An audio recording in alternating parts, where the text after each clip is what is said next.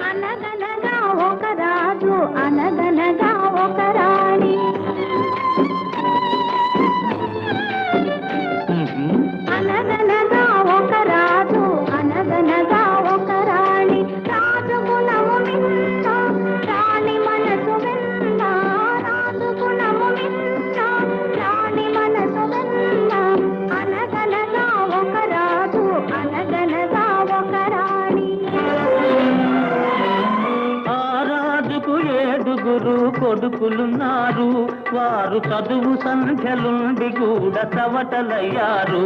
ఒట్టి చవటలయ్యారు ఒక రాజు అనగనగా ఒక రాణి